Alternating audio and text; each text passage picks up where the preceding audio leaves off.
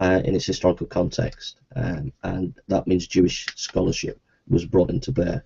And there was another number of Greek exegetes at the time, such as Johann Jacob Wettstein, 1693, 1754, etc. Then we have the textual studies. We have the development of moving away from the Textus Receptus. We have a number of textual developments in textual criticism around about 1655 to 57. And you can go into detail on some of that in F.F. Bruce. Then we have Simler and Mechelles, who had new approaches. F.F. Bruce to interpretation was marked by the Abteilung von Freien Gebrauch des Kanons, 1771-75 of Johann Solomon Semler, 1725-91, which approached the New Testament canon on a historical basis. More on that. Then we had the Enlightenment, and we had Hermann Samuel Ramirez, we had Gotten Ephraim Lessing, and there was the idea that there was a primitive Aramaic gospel of the Nazarenes behind the Book of Mark. These ideas were coming in. Then we have Griesbach, Johann Jacob Griesbach, 1745-1812, may be said to mark a transition from post-Reformation to modern age of New Testament study, says F.F. Bruce. Then we have DeWitt and Lachman, the new approach to biblical criticism, says F.F. Bruce, an interpretation at the end of the 18th and beginning of the 19th century is paralleled in other fields of study, especially in classical history and literature. We had Frederick Augustus Wolff, 1759, 1824, achieved a breakthrough, and we have a number of scholars at that period of time.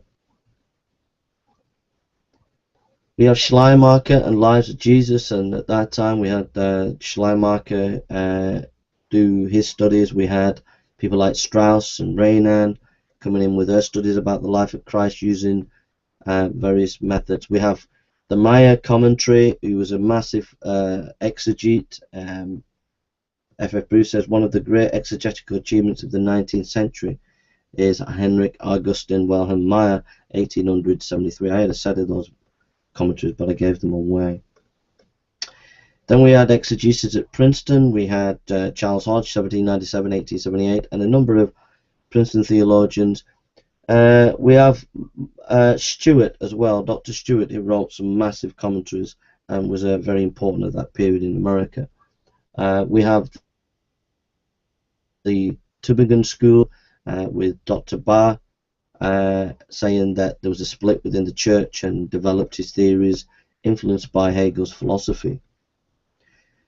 We have Essays and Reviews, a very famous piece of work developed by Benjamin Jowett, saying we should study the Bible as we study any ancient literature.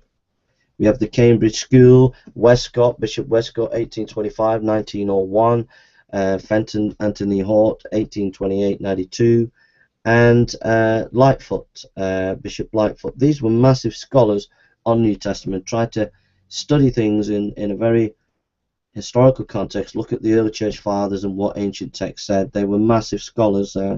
We can disagree with some of the things that they said, but they were, from a scholarly point of view, a high mark in British New Testament studies. Then in the 20th century, emphasis on eschatology. A number of scholars began to concentrate on eschatology. We have Albert Schweitzer with his study of 19th century lives of Jesus.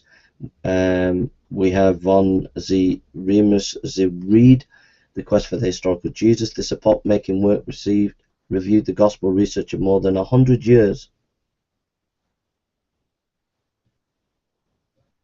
It was a massive work by Schweitzer.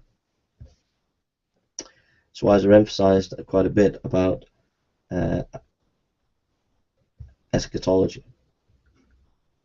Then we had Realized and Present Eschatology, The Kingdom of God and the Future of Man by Rudolf Otto, and C.H. Dodd developed